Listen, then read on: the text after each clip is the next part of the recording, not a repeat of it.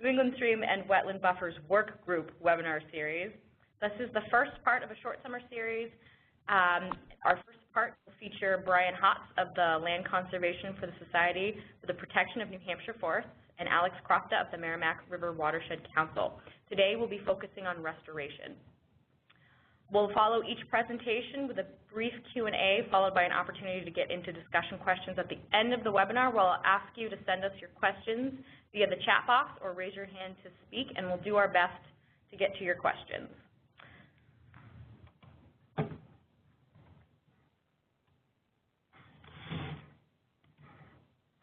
So just a brief agenda overview that we went over. And to introduce myself, my name is Kimberly Ross. I'm your webinar moderator. I'm an environmental analyst with the New England Interstate Water Pollution Control Commission, or NUIPIC, and I manage our wetlands-related programs, which includes our Stream and Wetland Buffers Work Group. Please welcome Brian. As we went over before, Brian is the Vice President for the Land Conservation Society for the Protection of New Hampshire Forests. His primary responsibilities for the Forest Society are to oversee the Forest Society's Land Protection and Conservation Easement Stewardship Department. Additionally, he is responsible for organizing and implementing the Forest Society's strategic land protection initiatives, including the Quabbin-Cardigan Conservation Initiative, Merrimack River Watershed Program, Lakes Region Plan, and I will pass it over to Brian. Okay. Well, first, thank you everyone and welcome. I was asked to come in and talk briefly about the Merrimack Conservation Partnership, which is a somewhat different approach to doing land conservation in a watershed. It won't specifically talk about restoration of buffers, but the project is really geared towards protecting land that both have riparian areas, wetlands, and shoreline frontage as part of the primary objective of the Conservation Partnership. So you can go to the next slide. In 2010, the Merrimack River was identified by the U.S. Forest Service as one of the most threatened watersheds in the nation. And really it was geared towards in terms of projected loss of private forest land over the next 20 years. And this is classic fragmentation, urban sprawl that was going to be impacting the quality of the water in the Merrimack River. Next project, next slide. This designation really kind of took a lot of the conservation organizations and agencies that work on the Merrimack River by surprise. I think we had all been feeling like we've been making progress in our efforts to conserve land and conserve and clean up the Merrimack River. So this was something that really resulted in a lot of groups getting together informally and having some meetings about what more could be done and what efforts could be launched to improve our work in the Merrimack River. We really embarked on an ambitious effort to form a regional conservation partnership, and that is really an effort bringing groups together to develop a conservation plan that would really focus and accelerate land conservation efforts in the Merrimack River. The goal really was to protect water quality, obviously drinking water, preserve the aquatic and terrestrial ecosystems in the river, but really as we do our regular land conservation efforts was to steer it more towards protecting lands, the farms and the forests and the recreational open spaces for the large number of residents that occupy the Merrimack River watershed. Next slide. Regional conservation partnerships are kind of a new trend where individual groups and even agencies or municipalities are getting together and forming a loose partnership, I would say, to accomplish a little more than what they can do alone or individually. Really, in before 1990s, this wasn't really a trend if you've been involved in land conservation in New England on the private, nonprofit level. There can be multiple small organizations, sometimes in each town, When you get down into Massachusetts and Connecticut and Rhode Island, each town has their own little conservation group. In New Hampshire and Maine and Vermont, it's a little less than that. It's more regional. But really, an effort went in trying to form into larger groups that we could accomplish more collectively and attract larger funding sources, larger opportunities for sharing information and expertise. And the regional partnership has really grown.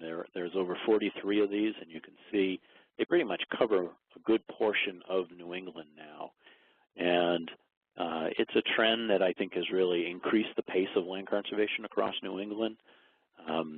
Essentially, more hands make shorter work of the efforts that need to be done. Next slide. So the reason why the U.S. Forest Service designation really hit us is the importance of the Merrimack watershed. It's a little over 2 million acres, divided almost equally by the New Hampshire, the lands in New Hampshire and the lands in Massachusetts. So it's a two-state program that we're working on. As you'll notice, if you're aware of the map, we didn't take the top end of the watershed, which is really some of the sub-watersheds. We were trying to control our focus area, so it's not a true representation of all of the watershed. We took some of the sub-watersheds out that are more associated with some of the other areas. So, but it really starts up in Franklin, New Hampshire. The Merrimack flows down through some of the largest cities in New Hampshire, including Concord and Nashua. The river continues down through Lowell and Lawrence as it comes out to Newburyport. These are some of the larger cities in this area, and despite being pretty heavily developed area, there still is quite a bit of lands that are not fragmented, in particular in the sub-watersheds, and not developed. And it's a very important area. There's a lot of resources that are still intact and contribute greatly to the water quality in the Merrimack River. And then also the river into the main marine ecosystem. Next slide. So as you can see, in 2010, when we really started the work, the reason for paying as much attention to this here, 29% of the Massachusetts residents lived in this portion of the Merrimack watershed. But really one of the things that you'll see in here is the trend was that the rate of land protection did not match the other regions of the states. So in this region, in Massachusetts, there was only about 17% of the landscape was conserved. In New Hampshire, it's even larger. Over 57% of the residents live within this portion of the watershed. And really, we only had about 10% of that area conserved. Go ahead, next slide. Overall, about 18% of the entire watershed was conserved, but even that, when you compare that to other portions of the state, is relatively low.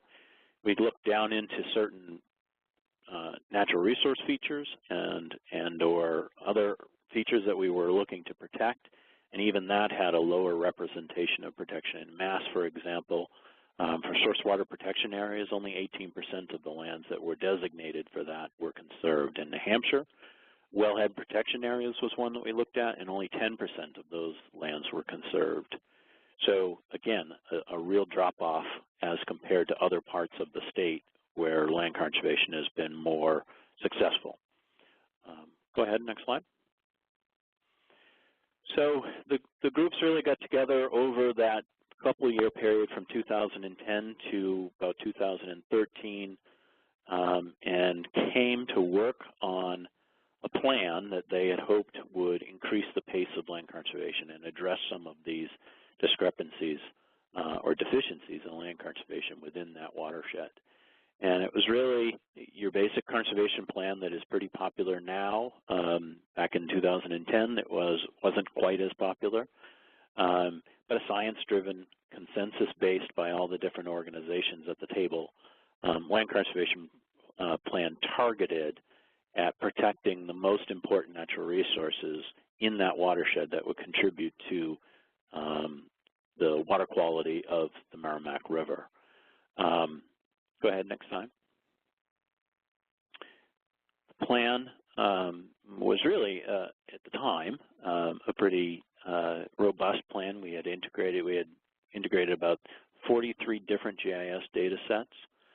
A great number of them were really focused on water quality, water issues, including drinking water, source water protection areas, aquifers, phosphorus or nitrogen loading data that we had, wetlands, streams.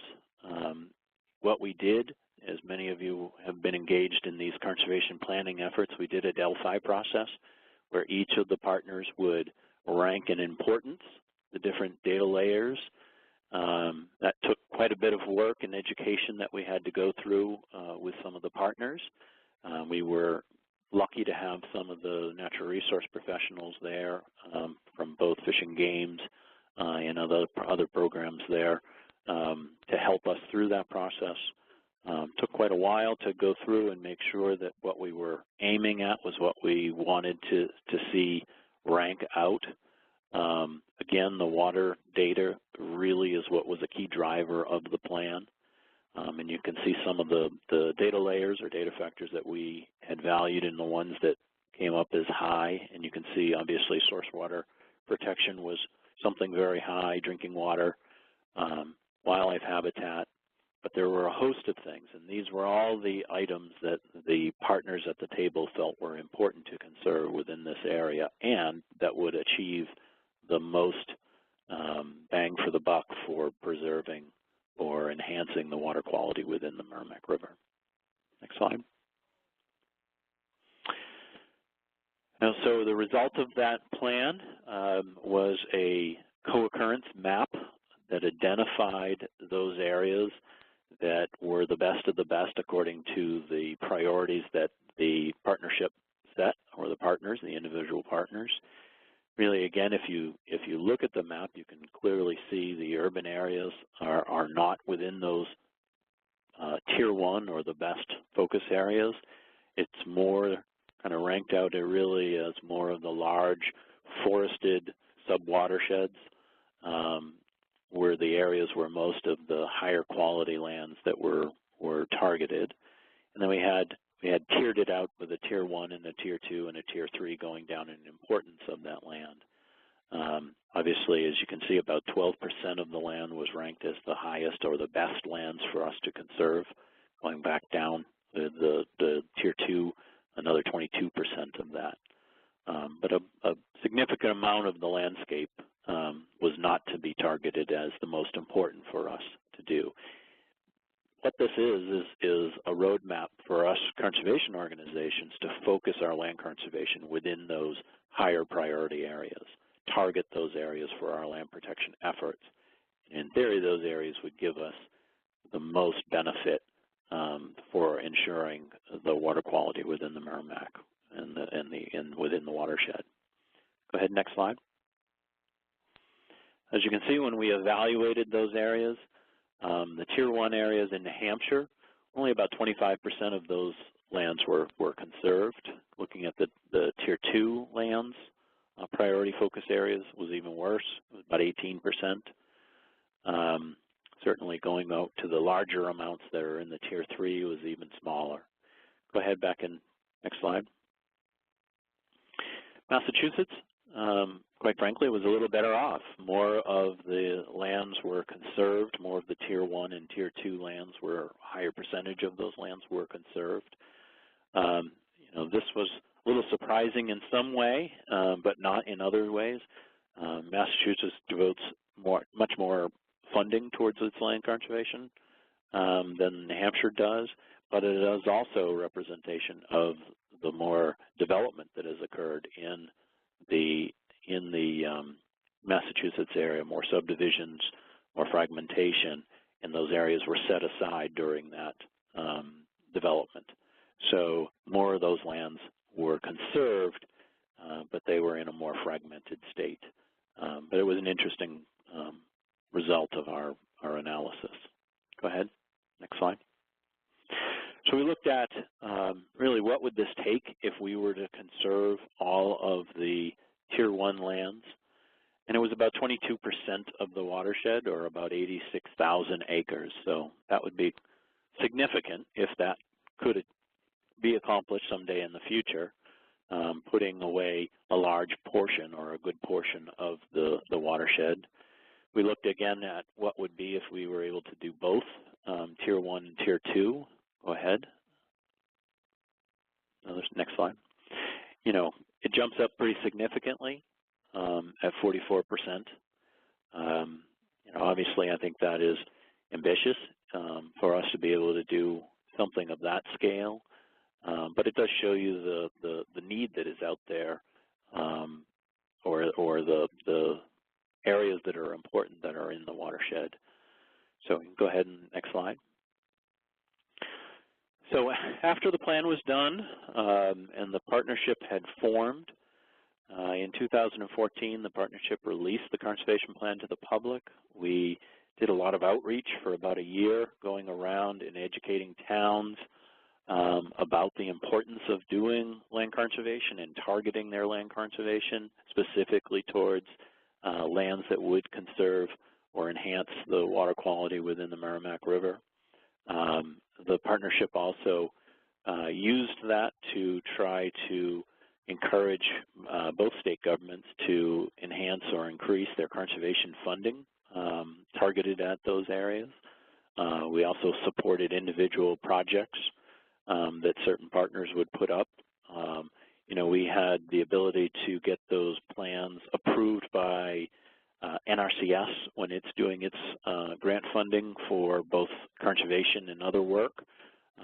You get a little extra points in your grant application if you're within a focus area. Same thing for New Hampshire DES's ARM program, the Aquatic Resource Mitigation Program.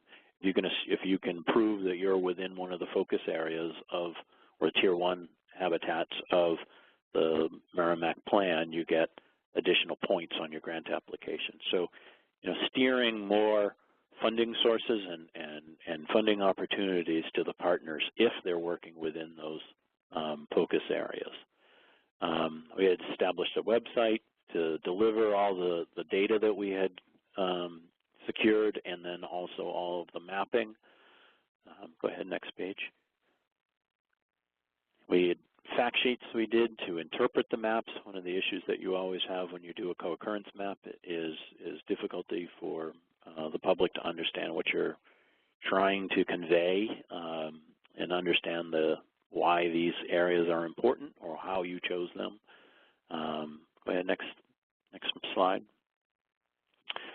We also developed an opportunity for towns to go into this data and create a map that is scaled and appropriate to just either their project or to their town.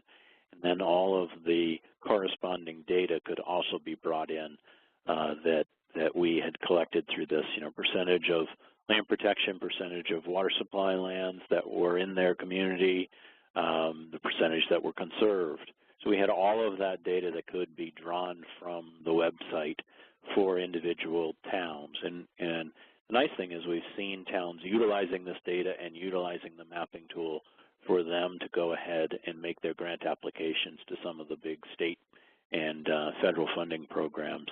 So it has worked to some degree in reaching other partners than just the ones that were at the table and helping them in their effort to conserve land in those areas. Go ahead, next.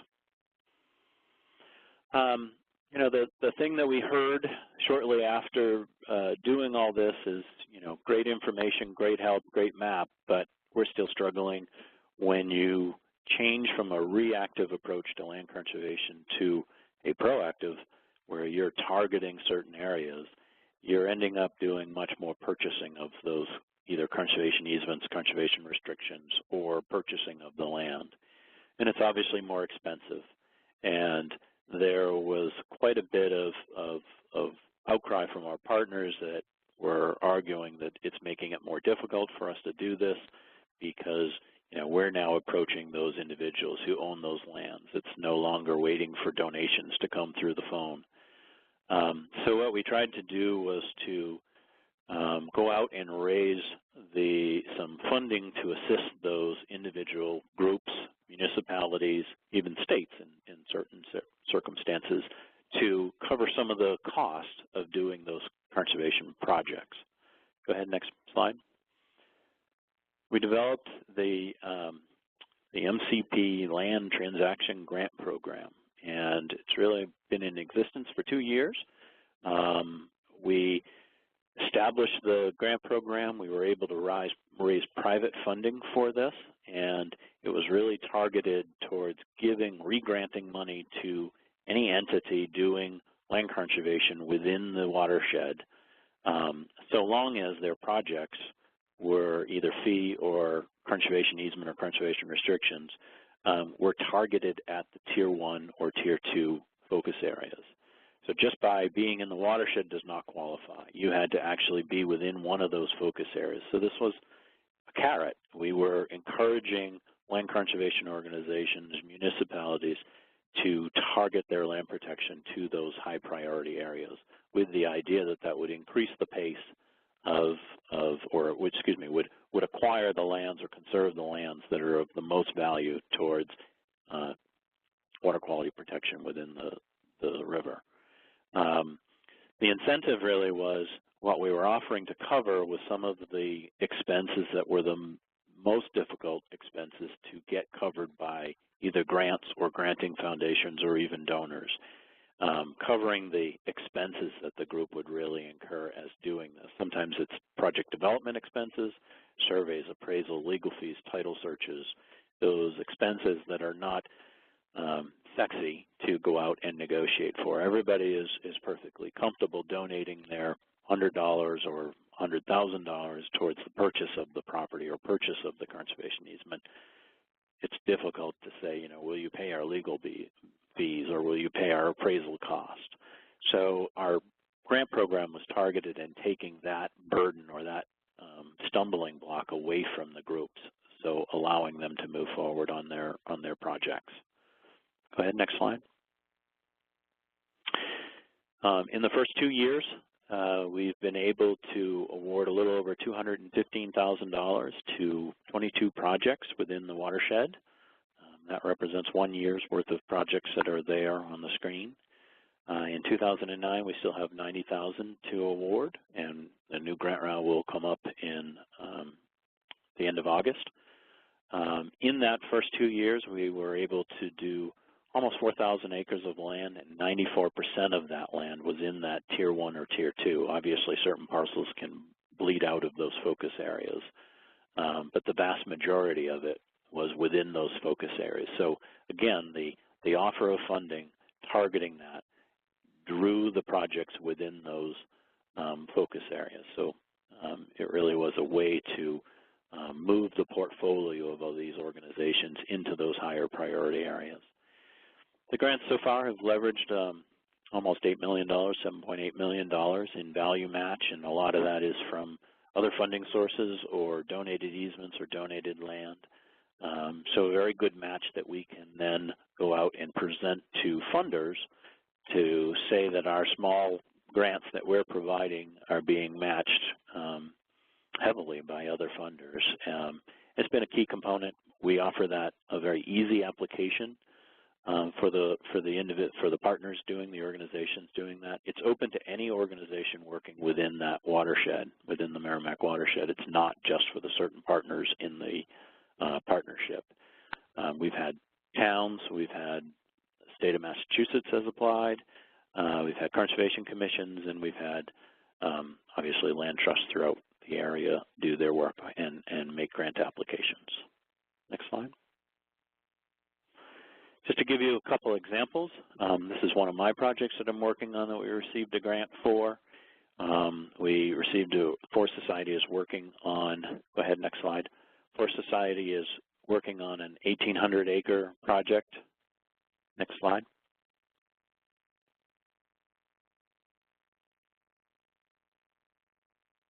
Kimberly, next slide. Oh, too far. Go back one more.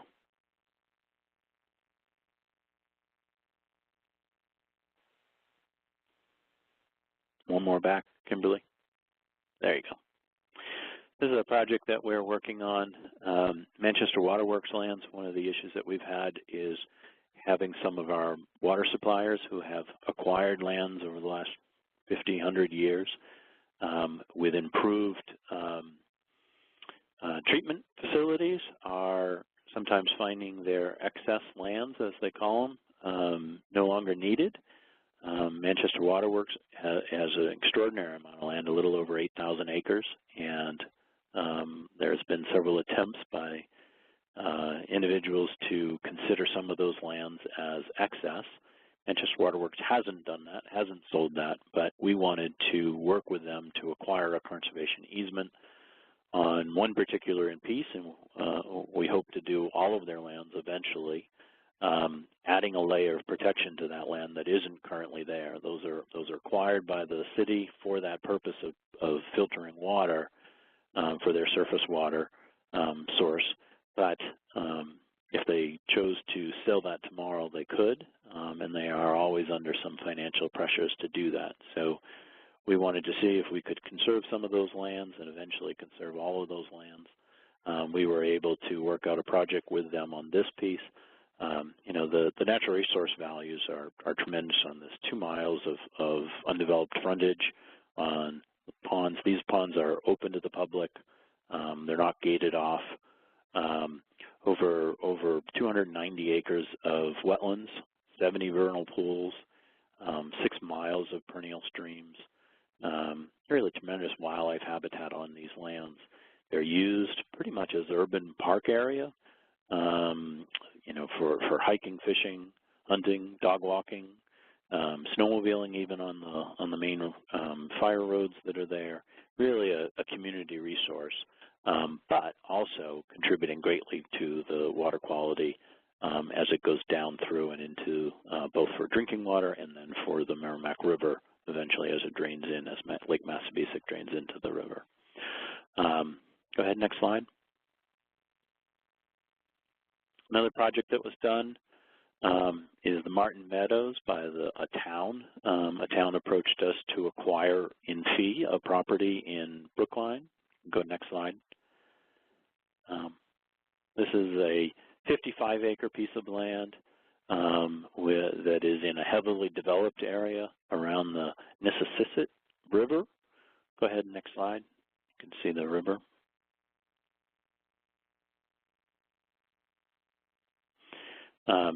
So quite a bit of frontage, a little over 2,300 feet of frontage on the river.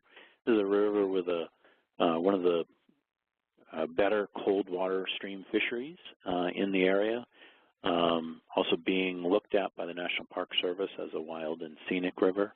Town trying to acquire this, and we were able to give them a grant to cover a lot of their early expenses on the project that allowed them to continue to move forward in getting some of the bigger funding that would be used for the capital part of the project. So a couple examples of the conservation projects that result from this being targeted really at wetlands, riparian areas, drinking water sources. And again, with these projects, for the most part, all of these projects are subject to conservation easements that do have buffer requirements. In our case, it's a mandatory 100-foot vegetated buffer along both the perennial streams, the shorelines, and important wetland areas and vernal pools. So a significant portion of the land will have that mandatory buffer. Same thing with the one from Brookline. So I realize much of what you're talking about today is geared towards restoration of those areas. I think it's another trend that we have now is acquiring projects and then having restoration work done on those areas. That's starting to become something that can be funded through the different grant programs, both state and federal, and then same for our program here from the partnership. So last slide, I think. So big picture, really for this partnership, this new approach, is by coming together and working as a partnership, we're able to pretty heavily increase the rate or the pace of land protection, in particular on lands that have wetlands or riparian areas, again, targeting the water quality in the Merrimack. showing the difference between partners or giving the partners the opportunity to take advantage of new funding sources that individually they just would not be able to reach. But as a partnership, we're able to expand the number of funders that are willing to work with us, who don't want to work with each individual organization doing each individual property in their land protection, but they are more attracted to a large-scale conservation effort with multiple groups and providing one entity a source of funding that they would then dole out amongst the individual groups. And then just the clear fact that business as usual or acting individually, just really, we won't be able to move the needle on land protection in this watershed in time to stop the rate of development or the rate of fragmentation. So, you know, acting together, we can accomplish much more than we can trying to do this individually. And it's really worked out well for us as a partnership. We have our ups and downs of what we're able to accomplish. We're constantly looking for funding, but we've been able to, I think, target the land protection in the area to the more important lands to be conserved, and we've been able to attract funding that we otherwise would not have been able to do. So it's really a new approach that more and more groups are trying throughout New England, and I know it's starting to catch on through the rest of the country. So that's it, and I'm happy to take any questions. Great, thank you, Brian. I do have a couple questions for you that we've received. Okay. The first question is, do you find any backlash from towns with conservation easements, given that with this protection you are taking money out of the tax pool? For the most part, conservation easement lands do not come off the tax rolls. For town ownership, it does, but for nonprofits doing their work, for the most part, at least in New Hampshire, landowners that have their property under conservation easement, the lands do not, they're still owned by the individuals and they are still subject to property taxes. If it is a purchase by a nonprofit or a community, then they have, in Massachusetts, I believe they have the ability to take it off the tax rolls. In New Hampshire, we cannot take it off the tax roll. We still pay what is current use taxes unless we are actively using it, like our office here is off the tax roll, but our general land protection is not able to be taken off the tax roll. So for the most part, the land conservation outside of federal purchase or state purchase stays on the tax roll. So we have not had a lot of backlash from communities. I think there's some sensitivity over conserving areas that are contrary to a master plan for a town, and that's something that each conservation organization should be aware of when they're doing their projects and seeking land conservation that may be in areas that are developed. You know, you're not wanting to do something that is contrary to what the town is hoping to accomplish in its master planning process. Most of this land protection, as you can see from the focus areas, is really targeted at the sub-watersheds, higher up in the watershed at large unfragmented forested areas where you're having primarily cleaner water coming from those smaller tributaries. I feel that you may have kind of already answered this question, but another one that was asked was, what's the likelihood of development considered? In each project, you mean? I believe so. Yeah, I think again, I'm trying to answer that is trying to be sensitive towards not blocking development or not locking, you know, for lack of a better word, locking up too much land that would degrade, you know, a community's ability to grow. And I think that is really the individual organizations knowing and understanding the master plans within the areas that they work and trying not to target their land conservation in areas that are designated as wishing to have you know, further development targeted by the towns. I know that in New Hampshire that's a pretty regular process in our conservation easements. We even have to list the objectives in the town master plan. So we cite those why they're targeting this, why this area is accomplishing the goals of the master plan. Obviously, if you have an area that is designated as commercial development area and you're doing a project, you're going to have to explain that away. Sometimes it's riparian areas that are being protected. You don't have the larger projects being conducted in the more urban core, and you see that by the plan. The conservation plan's focus areas.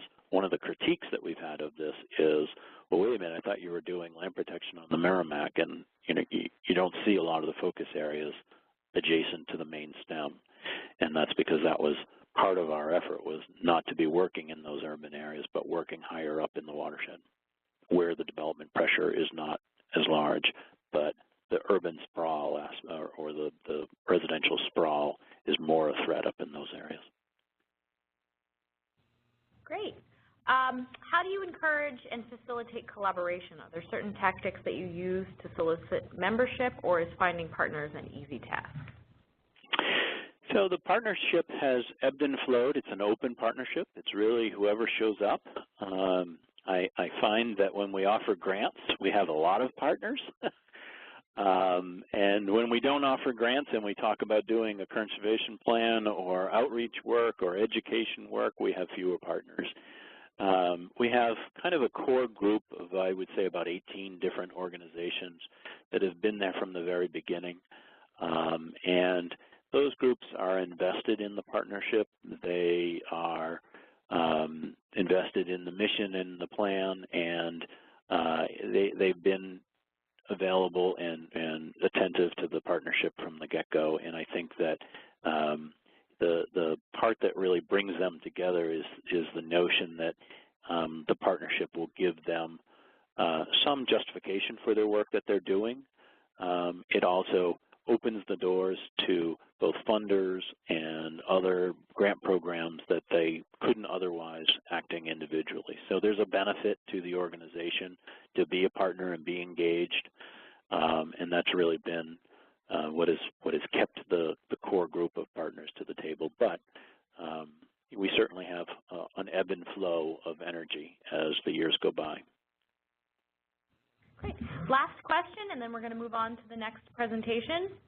Beyond Manchester Waterworks, are there other successful partnerships with drinking water providers? Is this a group that is a bit more recalcitrant to collaboration? When forming these types of relationships, have you been able to use either drinking water or clean water SRF funds? So yes, Forest Society has done several projects. This is our second one with Manchester Waterworks, and we've done several with the new version of Pennachuck.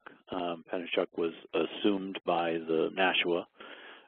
We've worked with Nashua on several projects, and a few of the other groups have done that as well.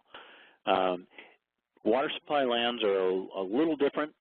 Everywhere you go, everybody has them in a different way, and everybody uses them a different way. Up in Concord here, we have a great water supply organization, and their lands are gated, and it's harder to do a conservation project with them, in particular because there's not much support if funding is required, because people can't get access to that land. So it's a balance of what lands are appropriate for this type of land conservation and what lands aren't. But we are finding, actually, New Hampshire DES has been very open to this and has been very supportive of further land protection work, not just in the watershed, but with the water suppliers. And they've provided grant funding for the Merrimack project and also for the Nashua projects or the Pennachuck projects. I know up in Maine there's been some work on Portland's water supply. So it's turning, and yes, there has been some drinking water funds that have been available. We're all hoping for larger pots of money to do that, and I think once there is more sufficient funding for that, at least in New Hampshire, I know that the individual municipalities, the smaller towns, are more interested in wellhead protection and things of that nature that we're not seeing a lot of that, but we hope to in the future.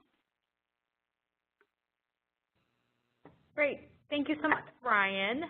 Sure. Let's kick it over to Alex. Just give us 1 second.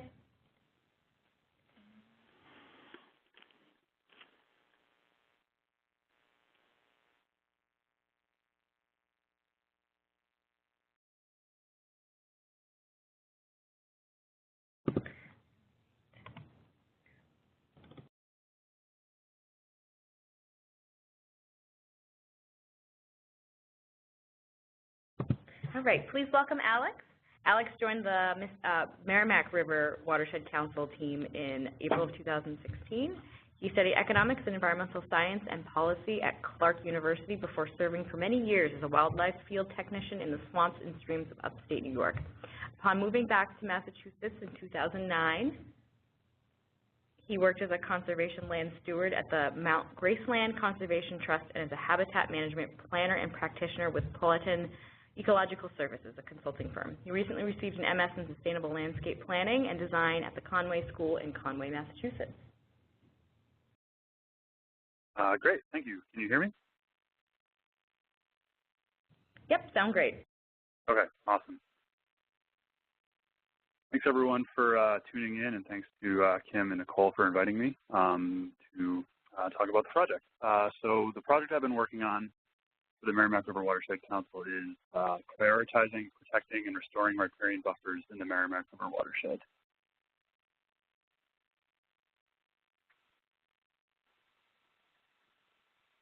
Okay. So, as I said, sort of the purpose overall is to prioritize sub-watersheds within the larger Merrimack Basin for protection, advocacy, and restoration. And our funders are the U.S. Forest Service and the National Fish and Wildlife Foundation, as well as some smaller foundations, including the Agape Foundation, New Horizons, and also Patagonia. And it's not just us working on this project. We've been working closely with UNH Cooperative Extension, the Nashua River Watershed Association, and also Department of Conservation and Recreation in Massachusetts. So there's kind of 3 phases to this project. The first is the analysis, second is sort of outreach, and then the third is implementation. And I've worked primarily on the 3rd phase, the implementation. But we'll talk a bit about the analysis and the outreach, though those weren't my, not my expertise, but I'll still cover them. So why riparian buffers? I think most people probably tuning in are aware of the importance of riparian buffers, but our main focus were sort of these 3 things: the water quality, the sort of hydrology, flooding and erosion type stuff, and then wildlife. So buffers really help to filter both surface and groundwater as it's flowing over land or underground into the stream. It also helps filter water in the stream as organic materials fall into streams and rivers.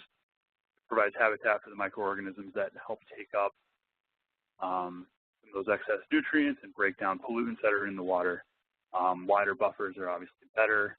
And then temperature, another component of water quality, is benefited by a vegetated buffer. The shade helps keep the stream cool, which is better for fish like this trout.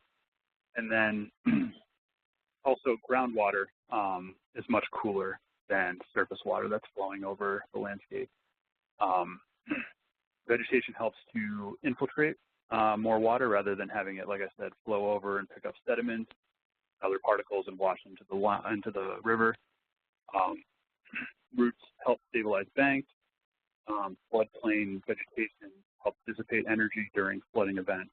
So all that water rushing over the landscape in a flood, if it's running into trees and vegetation, it helps to buffer that strong energy from that water. And then intact floodplains also store water, and they slow water down, so they drop out sediment, so that's a smaller surge or pulse that gets sent downstream to places where people live and things like that, where infrastructure can be damaged. So they help with that. And then wildlife. obviously right along, it's an interface between two distinct landscapes, the upland and the stream. So there's a lot of diversity there. And then lots of flows of energy between not just up and downstream, but from that stream area up into the wetlands. So there's insects that breed in the stream and then come out and then are food for birds that live in the forest, and then insects that fall from trees into the stream that are eaten by fish, and then all these different species that have different life histories that require being both in the stream some of the time and then out of the stream for other times, and then the interaction. So it's just a really good place for wildlife. So the first phase was prioritizing which sub-watersheds we were going to work in, and sort of the basis for our basis for this analysis was looking at impervious surface, so paved surfaces and roofs and things of that nature. 5 to 7% in a watershed, 5 to 7% impervious cover in a watershed is sort of the threshold for declines in water quality. So we were focused on this threshold. So not pristine landscapes, but not yet highly degraded. So we were looking for impervious surface in each of the Huck 12 sub-watersheds, looking for that threshold, and then zooming in even further to look for, sorry, I've got a little lag on my machine here. But we were looking not just at 5 to 7% impervious in the whole watershed, but within those specific, within that 100-meter buffer. So once we had those sub-watersheds selected, we looked at other criteria to see which watersheds we should be focusing on. So we looked at water quality indicators, like the impaired waters list and USGS Sparrow, development pressures, kind of like Brian was talking about, seeing where are those places going, where are we going to lose this forest cover, and then also rare species habitat, so which of these areas are best suited for the rare wildlife that we have in the area. And we came up with 7 of these Huck 12 sub-watershed areas. And in New Hampshire, we're looking at the South Branch Piscataquag, the Lower Piscataquag, the Merrimack River drainage, a little section of it there near Concord, and then the Powell River, which flows from New Hampshire into Massachusetts. In Massachusetts, we're looking at the Whitman River, the Squanicook River, and then the Nashua River, a little stretch of the Nashua in between the Catocumnog Brook and the Squanicook. So we had to go from selecting sites, go from sort of large regional watershed scale analysis to actually finding sites where we were going to do riparian buffer planting. So we started with GIS, looked at impervious cover maps to see where things might not be vegetated. We used online tools, the Gavelation LC riparian tool to look for areas where there was zero canopy cover. We looked at topography and wetlands as well as aerial photos to, sort of corroborate what we were finding in those other layers to see where there were areas that could use revegetation. And then we did some ground truthing, so basically driving out to the sites to see where, if the maps were showing us the right thing. And then part of the outreach was reaching out to the communities that groups within these actual communities. So talking to local advisory committees for the rivers in New Hampshire, talking to other conservation groups, planning commissions, and the conservation commissions in these towns. And we obviously had to go from the map view down to reality and kind of look at who really owns it and are they amenable to, revegetation of the buffer on their property. And obviously, municipal lands, commercial lands, agricultural and residential lands all have different constraints that might make that happen or not happen.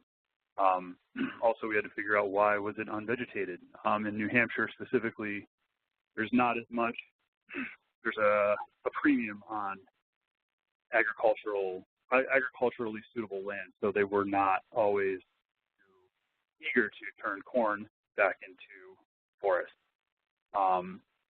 And sort of in reality, we found the best way to locate these sites and make these restoration projects happen was that GIS analysis plus local knowledge. So again, these outreaches where we were connecting with people who really knew the landscape, really knew the community, could point us to things that we wouldn't have found on the map, or let us know, don't bother with that thing that you found on the map because that's not going to happen, whereas this that you maybe didn't find is kind of, your best way forward. So that was, combining those two approaches was really what has had the biggest payoff for us. So going into our progress to date, we've restored 13 sites, planted almost 1,000 trees and shrubs. I don't have a count for the wildflowers and grass plugs that we've planted, but we have even more. We've restored almost a mile of stream length and covered almost a little over 3 acres of total area with our restoration so far. And most of our restorations have been in the Squanicook. We started out in Massachusetts last season, working in the Squanicook as well as that little section of the Nashua as well as the Whitman River. These red dots are where we've had successful restorations. And then up in the Merrimack drainage up here near Concord. And we have some leads, but we haven't done anything yet in the Piscataquag or the Powwow rivers.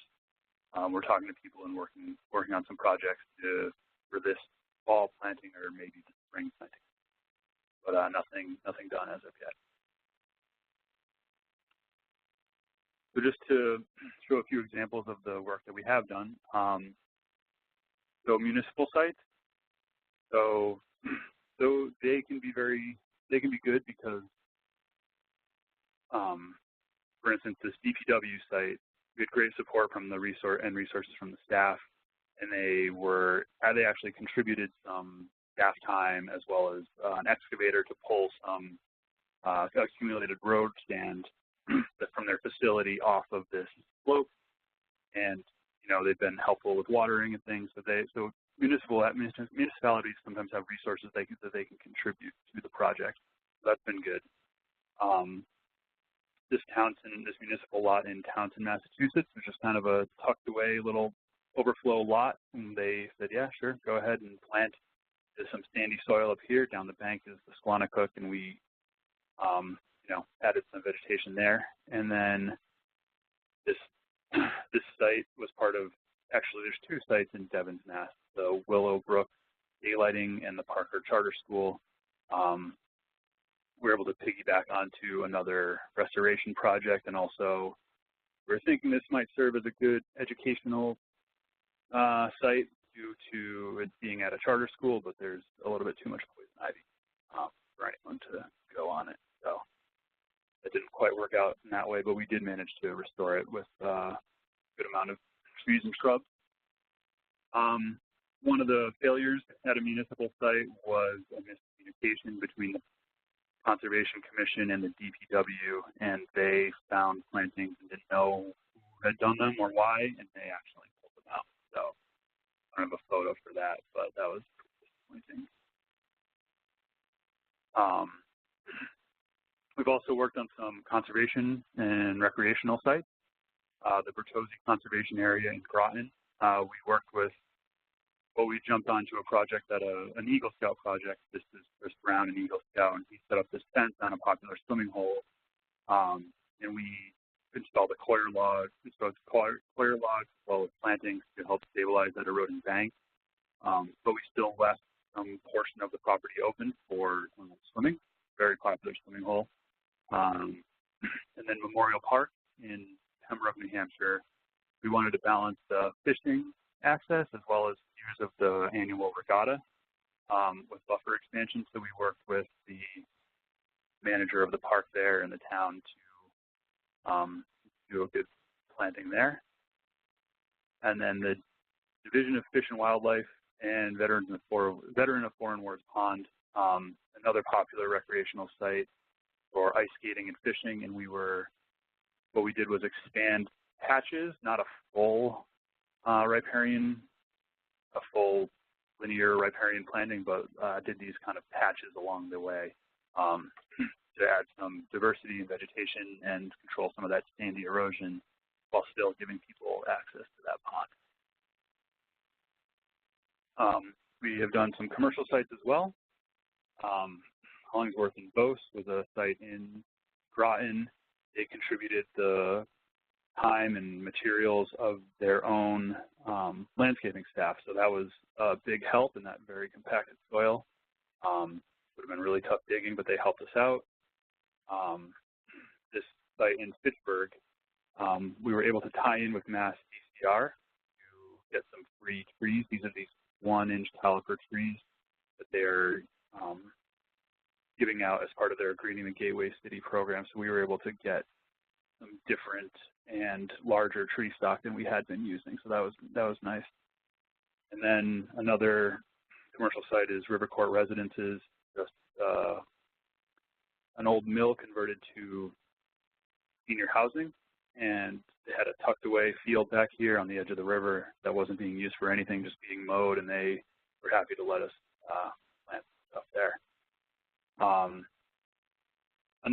So one of the constraints that we found with commercial sites, so there's this propane facility that the site manager is in full support of putting a buffer. It would be great for the river because it's right against where they wash their propane trucks. So it'd be nice to get some vegetation there, but corporate has no interest in doing it and doesn't want it to happen. So kind of the corporate structure of the business kind of dictates that. And so I have agricultural sites here in quotes because while these sites that I'm about to talk about have been used for agriculture or are being used for agriculture, they're basically conservation ag. So there's not that profit limitation that a normal agricultural site would have. But still, we were able to do some really good buffer expansions here. So in Concord, there was some bad erosion from sheet flow running right off the surface into a gully here that you can't quite see, but that bank is eroding, so the buffer was pushed back 100 feet, and we planted a number of trees and shrubs, saplings in there. And then this site is a Division of Fish and Wildlife site owned in Massachusetts. So wildlife habitat is top priority. Again, it's not hay production. The priority here is wildlife habitat, and we planted about an acre of trees and shrubs there. A little tough to see, but the volunteers are getting to see a wood turtle there. Pretty exciting. And then we have one residential site, and it's just a little strip of lawn along a beaver swamp. We put some trees and shrubs in there, and while only one, it's not public, not a lot of people see it, this one landowner is very engaged, and they're seeing the plants grow, and they're starting to see the benefit. Exchanged emails recently, and the landowner's pulling out invasive plants from all around this little buffer zone. So hoping that she'll bring that sort of enthusiasm maybe to the Conservation Commission or to her local conservation group that she's working with. So it's kind of a one-off outreach opportunity, but hopefully with a wide effect. So I'm just going to talk real quick about the kind of plants that we use. In one case, we used 1-inch caliper trees, which are big and they're expensive and they are hard to plant and store and move, and they are more sensitive to new conditions. So they're a little bit tougher to keep alive. They need to be babied a little bit more as they're being as they acclimate to a new setting. The benefit, obviously, is that they have immediate impact and they look great right away. Whereas some of these smaller gallon pot saplings or plugs or bare root trees and shrubs, they don't look like much when you first put them in. So in a public space, they may not have that same sort of wow factor to the people who are using the site or seeing the site. But they are obviously much cheaper, much easier to plant and move and things of that nature, and they adjust, they adapt very quickly, and they grow. So, and even if something doesn't grow, and the investment is much lower, so it's not as big of a deal to lose one of these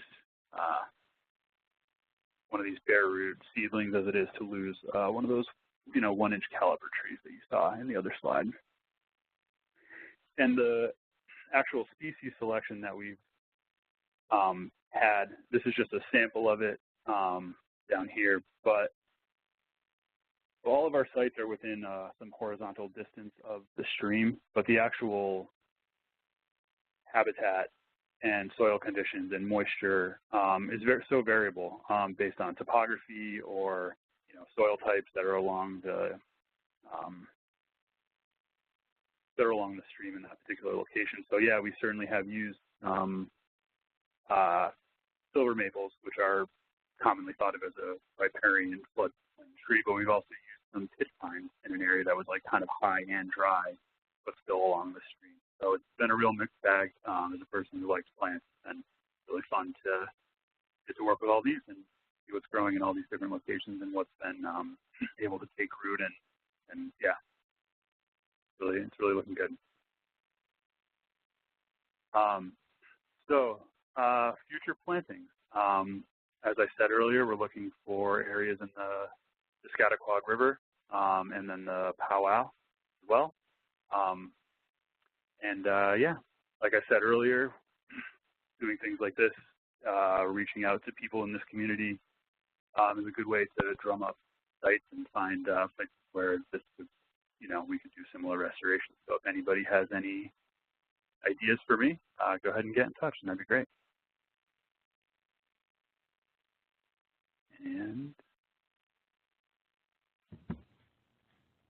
great. Thank you so much, Alex. Sure. Thank you. Oops. Thanks. So we've come to the point in the presentation where we can take questions for Alex. I didn't receive any in the chat box on my screen. We'll check the other moderator computer as well to see if we had any questions, as well as if you want to raise your hand. Oh, we do have some. Okay, so have willow wads or live staking near the bottom of the banks been used on any buffer plantings, Alex? Right. Most of our, I know what you're talking about with the live stakes and the willows.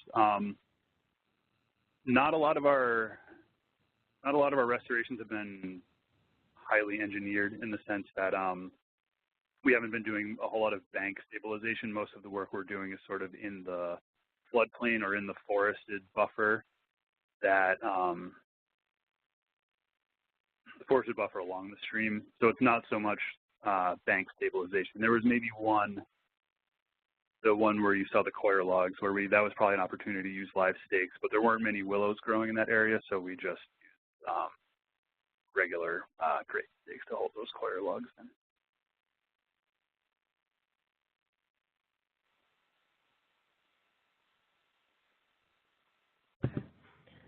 Okay. Any other questions for Alex?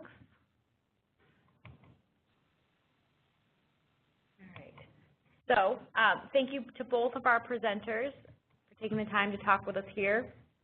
We do have 2 more episodes in our summer stream and wetland buffer work group webinar series. It's a lot of W's. The next one will be on August 22nd, and it will feature Todd Menes from Vermont DEC. The training will be on how Vermont Rivers and Roads trainings are communicating the importance of buffers to municipalities and DOT workers. You can find registration info on the original flyer that was distributed. If you were not informed of the series via that flyer, shoot me an email and we can send you registration information. We hope to see you on the next 2 episodes. The third one will be in September, on September 15th, featuring Professor John Echeverria from Vermont Law School, talking about buffers and takings and legal implications of buffers and potential takings complaints. So we hope to see you then. Have a good afternoon.